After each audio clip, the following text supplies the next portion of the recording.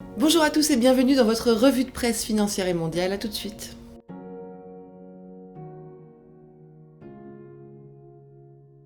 Dans quelle mesure les interdictions américaines visant les entreprises chinoises interfèrent-elles avec le reste du monde ? Eh bien, ce matin, le Nikkei Asia dévoile que les États-Unis accordent le droit au japonais Kioxia de fournir des puces de serveurs à Huawei Technologies. On apprend également que Sony est autorisé à fournir des capteurs d'images aux géants chinois de la technologie.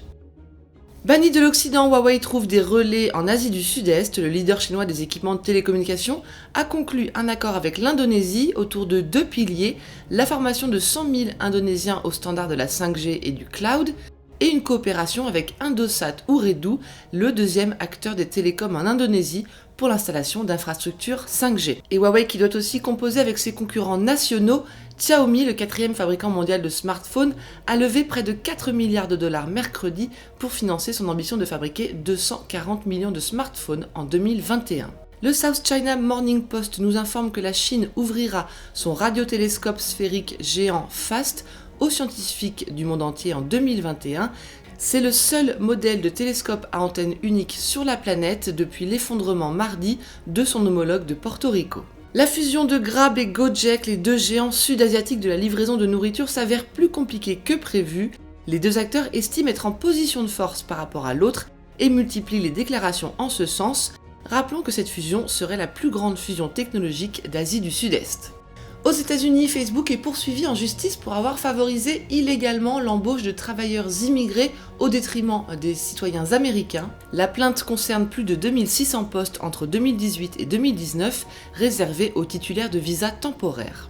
Décision étonnante chez Warner Bros. L'an prochain, les films du studio qui sortiront au cinéma seront diffusés le même jour sur la plateforme HBO Max, une annonce mal reçue par les marchés à lire sur le Wall Street Journal. Netflix sera gratuit ce week-end en Inde pendant 2 jours. Le géant du streaming espère rattraper son retard sur ses concurrents avec cette offre commerciale pour le moins agressive. Hier, Southwest Airlines a averti 6800 employés qu'ils pourraient être licenciés au printemps prochain. Les syndicats dénoncent une méthode visant à obtenir des concessions salariales de la part des employés et le Financial Times rappelle que la compagnie dispose par ailleurs de 15 milliards de dollars de trésorerie. Vitol paiera 160 millions de dollars aux autorités américaines et brésiliennes. Le négociant en pétrole a admis avoir versé des millions de dollars de pots de vin dans 3 pays et tenté de manipuler les indices de référence du brut. Et enfin, 2 nouvelles faillites dans le secteur du charbon. White Stallion Energy et Lighthouse Resources, souffrant de la baisse de demande en charbon dans les centrales électriques américaines, déposent le bilan. En Europe, le Danemark va cesser toute exploration pétrolière et gazière en mer du Nord. Un pas pour le climat pour le plus grand producteur de l'Union européenne qui s'éloigne des combustibles fossiles. Au Royaume-Uni, les demandes de chirurgie esthétique faciale ont explosé pendant la pandémie. Et ce serait la faute de Zoom, Skype et FaceTime, selon les observateurs de la santé. L'anecdote est à lire dans le Financial Times. Et la Moselle allemande vient concurrencer les vignobles français et italiens. Moins chers que leurs homologues célèbres, la région attire de plus en plus d'investisseurs internationaux. Le dossier à lire dans le Wall Street Journal. Un mot de Pfizer pour terminer. Le laboratoire américain fait face à 2 obstacles majeurs dans la fabrication et le transport du vaccin Covid-19.